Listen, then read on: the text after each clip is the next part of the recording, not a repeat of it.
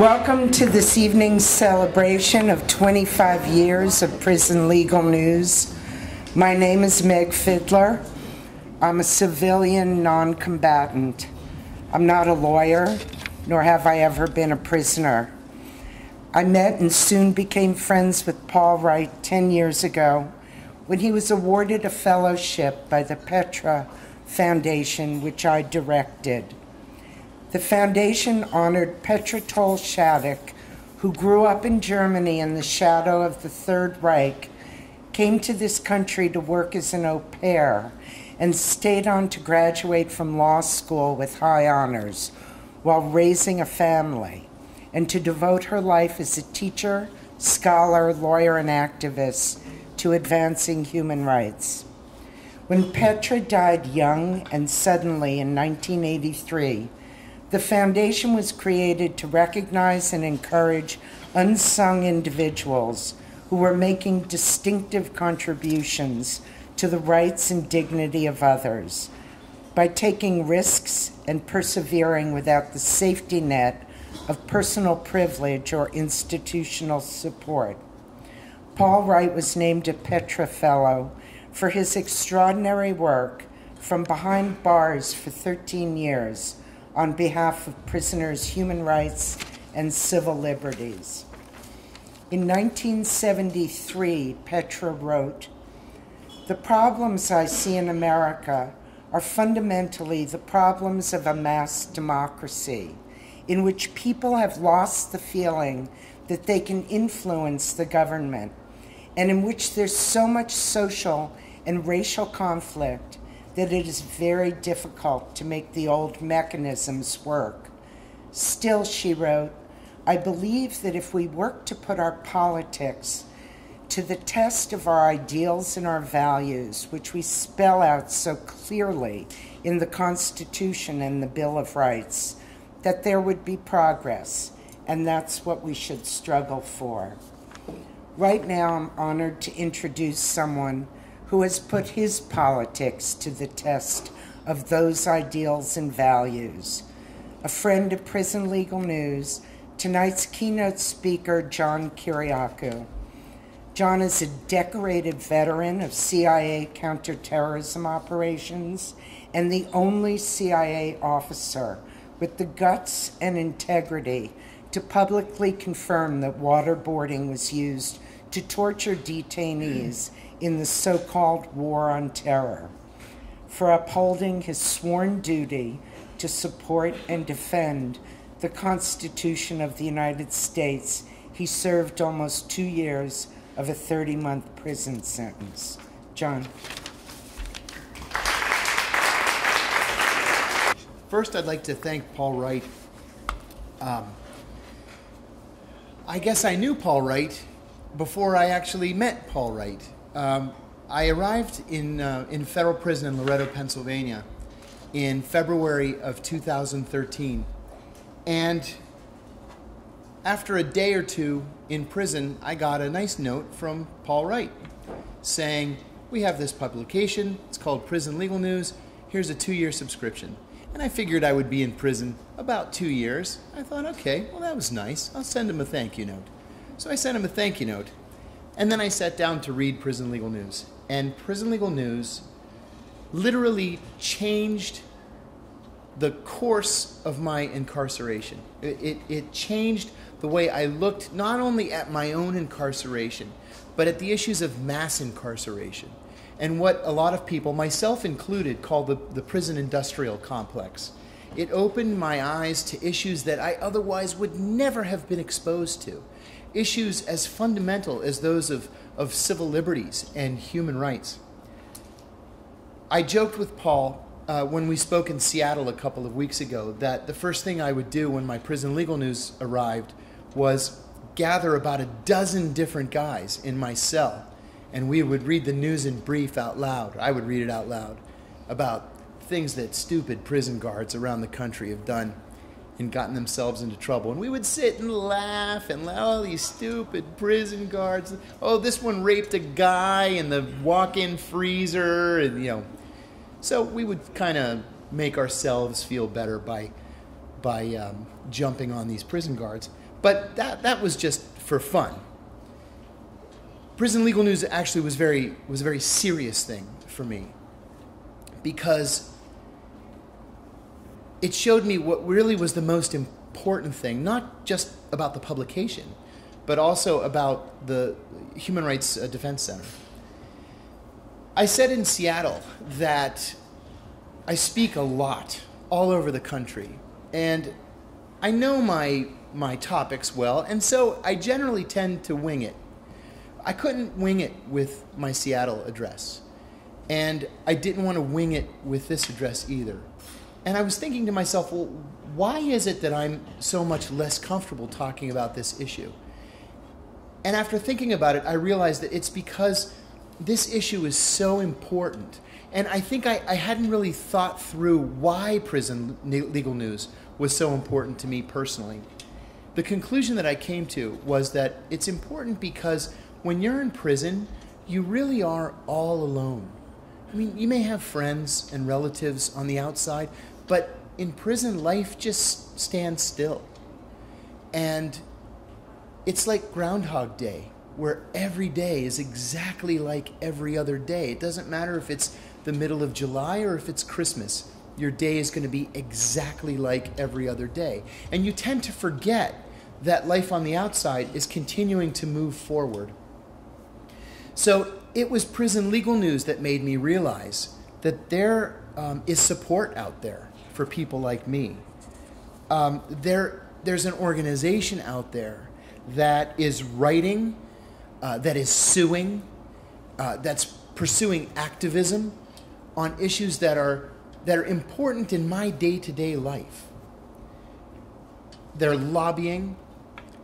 Prison Legal News and Human Rights Defense Center really were our voices on the outside.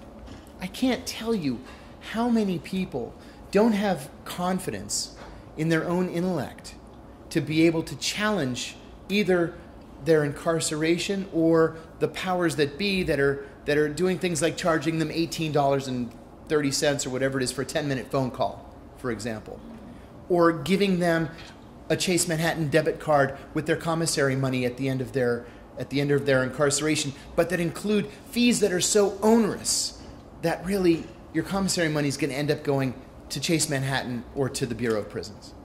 But Prison Legal News understood, and Prison Legal News was out there telling people what was happening.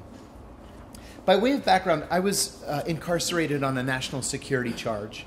I was charged actually with 3 counts of espionage, which is one of the gravest crimes that an American can be accused of. When we say espionage, we conjure up thoughts of Julius Nethel Rosenberg, of spying for a foreign country, of treason. In some cases, an espionage charge carries with it the death penalty. I'm a patriot. I've always been a patriot. And I took an oath to uphold the Constitution of the United States, not to cover up the CIA's dirty little secrets. And so I decided in 2007 that I was going to respond truthfully to an ABC News reporter's questions. I didn't know what he was going to ask me. I suspected that he would ask me about torture, and I decided that if he did, I was going to tell the truth. And so in December of 2007, I gave an interview to Brian Ross of ABC News in which I said 3 things that utterly changed the course of the rest of my life. I said that the CIA was torturing its prisoners. I said that torture was official U.S. government policy, not the result of a rogue CIA officer. And I said that the president had personally approved and signed of the torture policy. I was immediately referred to the Justice Department with what's called a crimes report, the CIA complaining that I had committed a crime. Believe it or not, by the very end of the Bush administration, the Bush Justice Department decided that I had not committed a crime. But a month later, when Barack Obama was sworn in as president, he asked Eric Holder to reopen the investigation of my interview. And so Eric Holder's Justice Department charged me with 3 counts of espionage, 1 count of violating the Intelligence Identities Protection Act of 1982 I'm only the second American in history to be charged with that crime. And making a false statement, I'm still not sure exactly what the false statement was supposed to have been. It was thrown out anyway. The Justice Department asked that I be incarcerated for 45 years for going on ABC News and talking about torture. They said that I had revealed top secret code word information that was declassified solely for the purpose of prosecuting me. And that information was that after the September 11th attacks, the CIA had a program to kill or capture members of Al-Qaeda. Top secret. Top secret. 45 years in prison. My attorneys argued from the very beginning that I was a whistleblower. Indeed, there's a legal definition of whistleblowing. It's bringing to light evidence of waste, fraud, abuse, or illegality, or threats to the public health or public safety. The Justice Department didn't care.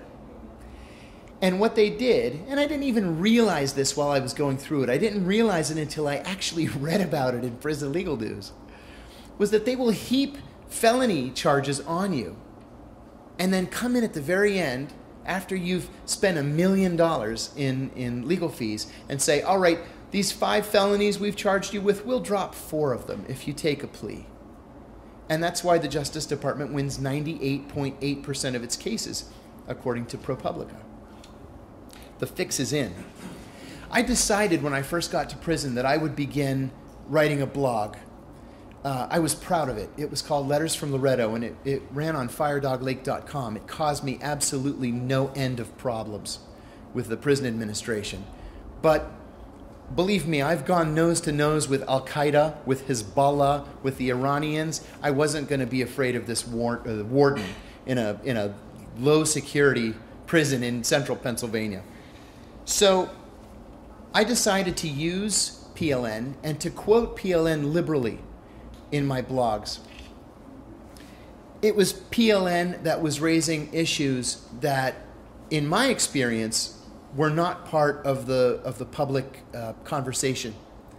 Issues like private prisons, issues like gouging prisoners for the use of telephones, as I mentioned earlier, issues like video visits taking the place of real human interaction with your family or with your friends. I figured PLN was manned by like-minded people, and I wanted to get to know these people.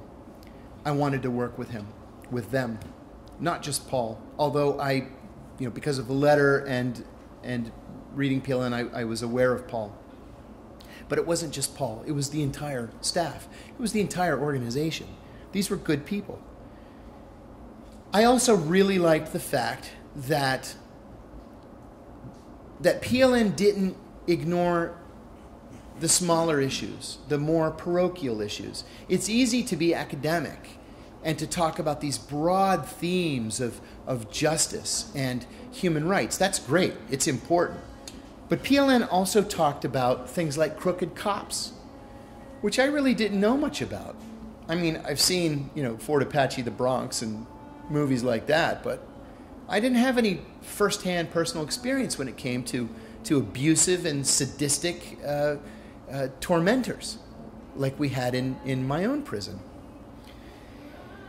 There was a book that I read in prison that was written actually by a John Jay professor, Peter Moskos, called In Defense of Flogging.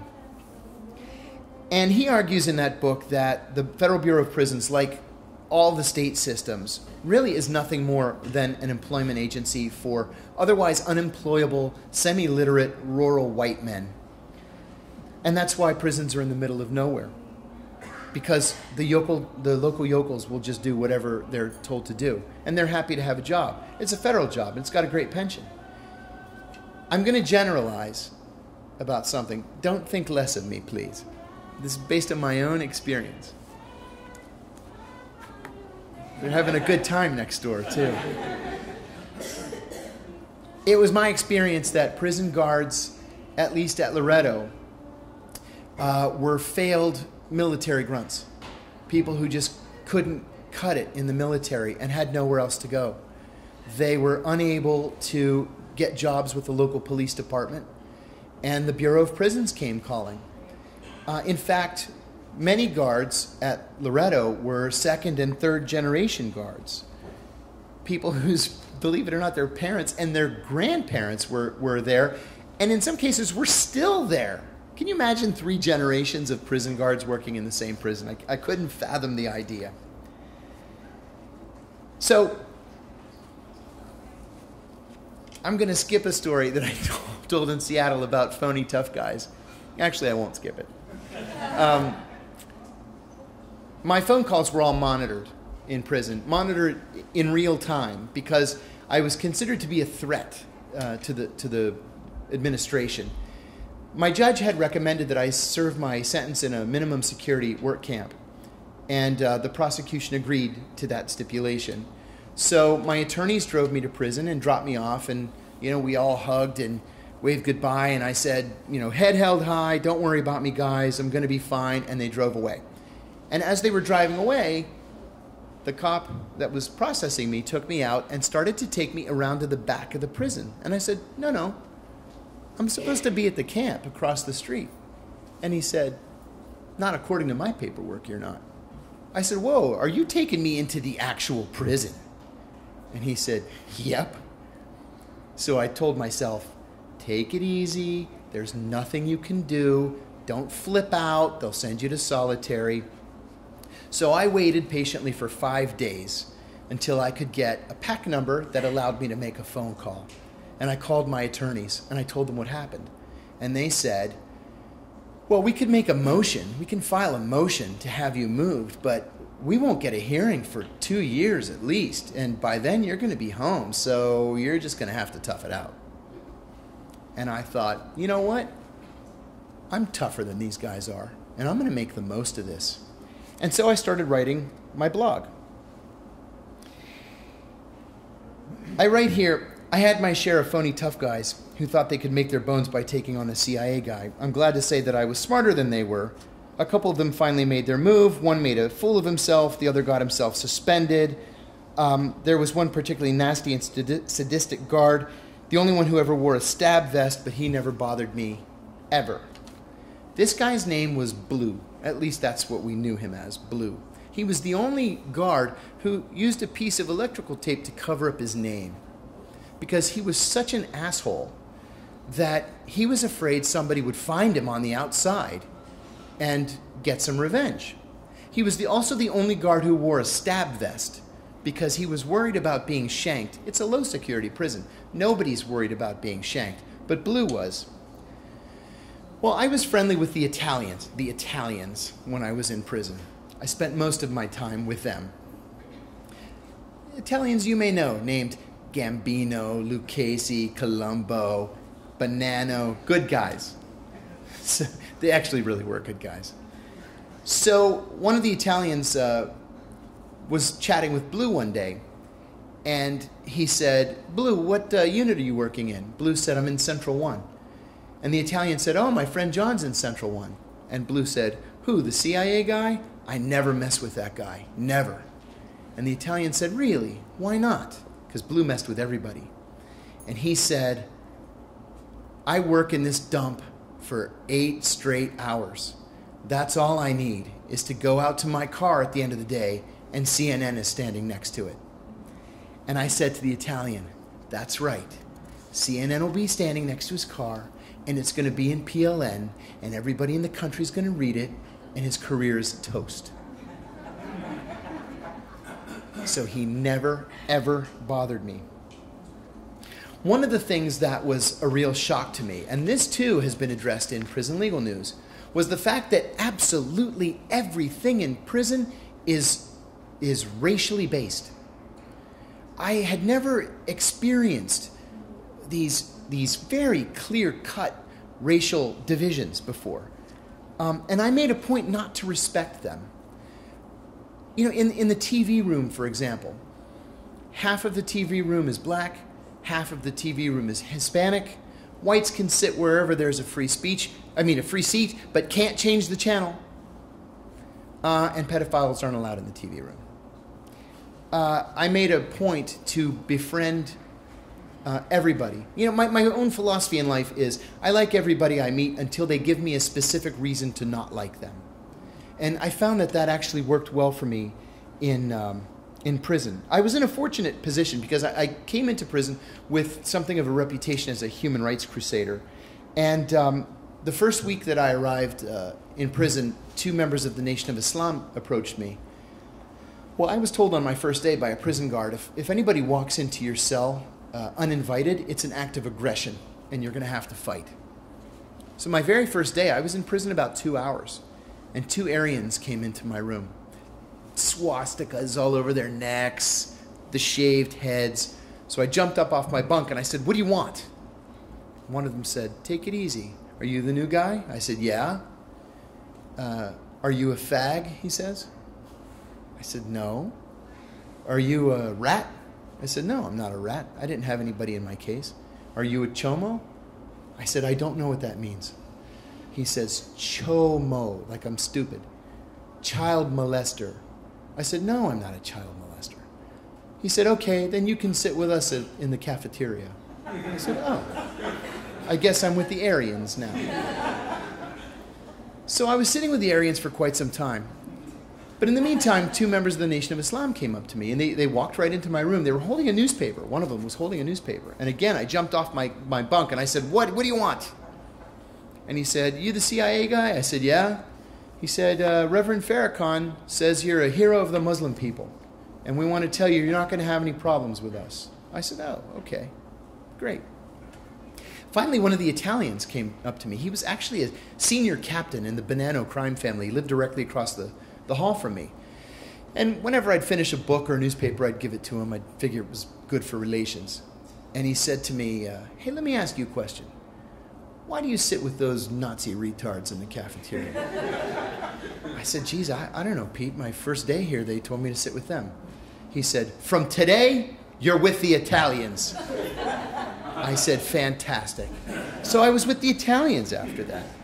Well, the Italians are the smallest group in prison, but they're the most highly respected. And the reason they're the most highly respected was because they get along with everybody. And I decided that that's exactly what I was going to do. When I left prison, Paul and I were laughing about this in Seattle. When I left prison, the Crips and the Bloods had a joint going away dinner for me. It was insane. And then the Norteños, the Mexican cartel, they had a burrito dinner for me. It was my last meal in prison.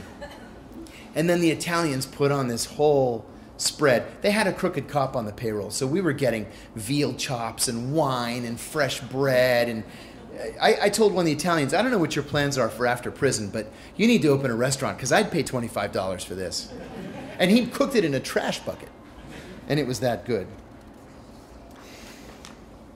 Anyway, I took PLN very seriously.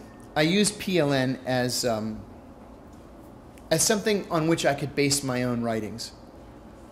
PLN's focus on human rights became, to me, probably the most important theme that I tried to address in my own writing.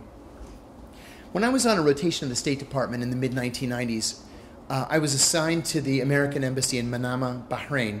It's a very small country. It's the same size and same population as Pittsburgh, and it's in the Persian Gulf, attached to Saudi Arabia by a long bridge. And when I got to Bahrain in 1994, I got there just in time for the beginning of an uprising. They called it an intifada. And it was my job as the human rights officer to document the Bahraini government's use of force against unarmed civilians.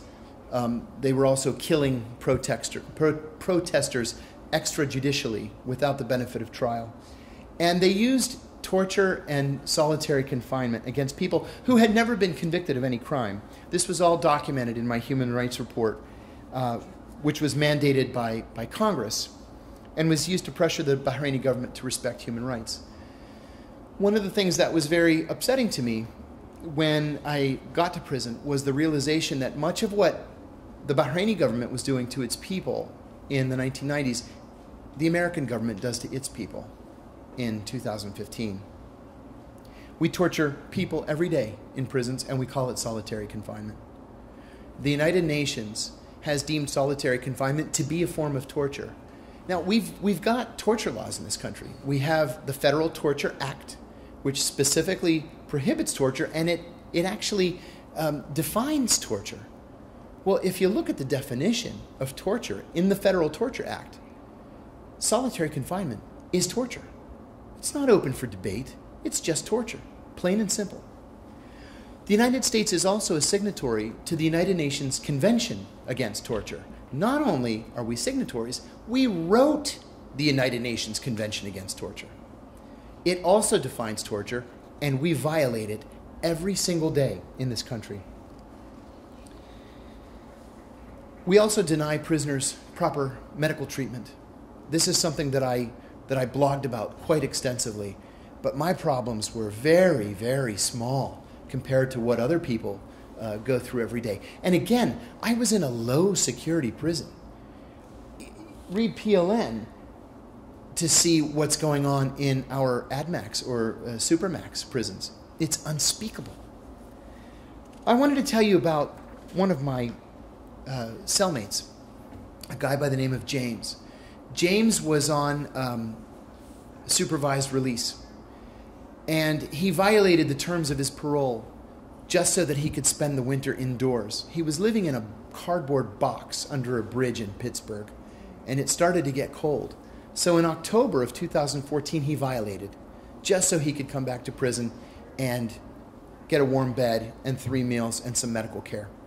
So on his very first day, I walked in, and he's just sitting on the bunk, and I said, "Hi, are you the new guy?" He said, "Yeah, James." Shook his hand. Oddball kind of looking guy, about my age, long mullet that went out many years ago. He was very proud of his mullet. And he said, "Look, I got to tell you," he said, I try to be as nice a guy as I can be, but I'm severely mentally ill. This is exactly how he said it. "I'm severely mentally ill. I have paranoid schizophrenia, but as long as I'm on my medication, I'm okay." I said, "All right. Well," I said, "thanks for your honesty.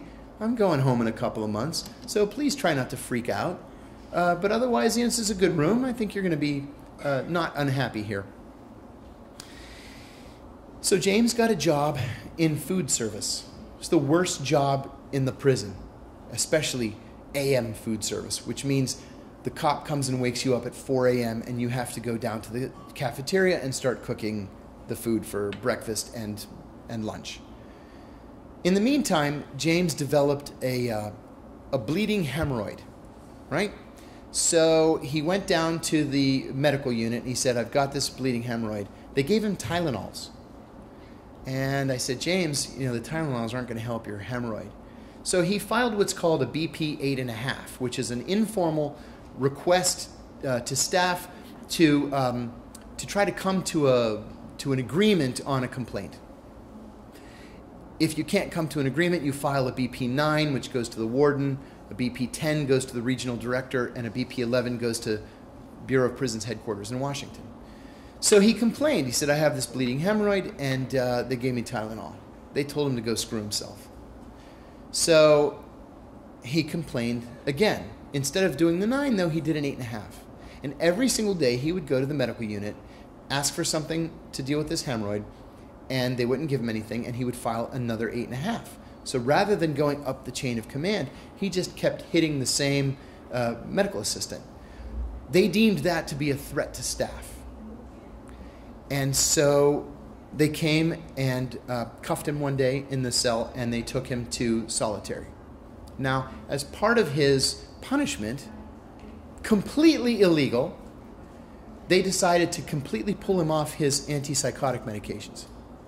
How that's a legitimate punishment is an utter mystery to me. It's a crime. But they got away with it because who's the court going to believe? These uniformed officers or this lunatic who's been living under a bridge in Pittsburgh? I know what happened next because one of the Mexicans with whom I became friendly was in the cell next to James in solitary. And he said that every day the medical unit would send somebody down to solitary to see if everybody was okay. But they would deliberately skip James's cell. just because he was a troublemaker. And so he was getting more and more agitated as time was going on. Finally, one night, he sang 99 bottles of beer on the wall for 9 consecutive hours. People wanted to kill him. And then he eventually got up onto his bunk, took off his slipper, and hit the sprinkler with his slipper. That set the sprinklers off all over Solitary. He flooded Solitary. I happened to be in the hall where Solitary was when this happened. I didn't realize exactly what was happening, but they pushed all of us out of the hall, and the cops came in dressed in like this SWAT gear, SWAT outfits, all black, vests, the whole business. And they went into the cell and they tased James twice. They sprayed him with pepper spray. They cuffed him, but then they stripped him naked and they took him outside. Now, you've heard about Solitary being 23 hours a day in Solitary. Well, that 1 hour that's left over, you get to walk around a 10 by 12 foot dog cage in the back outside your cell. That's your exercise, walking around this. It's literally a giant cage. It's January in central Pennsylvania. And so they take James outside naked and they leave him there. The Mexican who was telling me the story said that he started by saying, "I'm sorry, I shouldn't have done it. Please let me back in." Then he started crying. Then he curled up into a ball, and then he passed out. Finally, they brought him back in. But for the rest of his time there, he couldn't speak. That's not medical care. That's torture. That's abuse. And that's not been reported in the mainstream media. The only place it's been reported, not just James's case, but cases like James, was in Prison Legal News. Prison Legal News is the only organization, the only publication that really cares about these issues. They care about mental health care. They care about pharmaceuticals and the availability of pharmaceuticals in prisons. Nobody else does. So, really, it's for that reason that I'm especially proud to be here. I told Paul Wright in Seattle, and I said it before when we met for the first time in Washington, that I know what the rest of my life is going to be like. It's going to be one of activism, because these are issues that the American people need to hear about, and they're not hearing about it. You know, one article in the New York Times Magazine every 10 years is not really furthering the cause. It's the Human Rights Defense Center and Prison Legal News that are furthering the cause. So, thank you for having me. Thank you for allowing me to be associated with Prison Legal News. Thanks for coming tonight. It's actually quite a good-sized crowd. I think Paul would agree. And thanks for listening.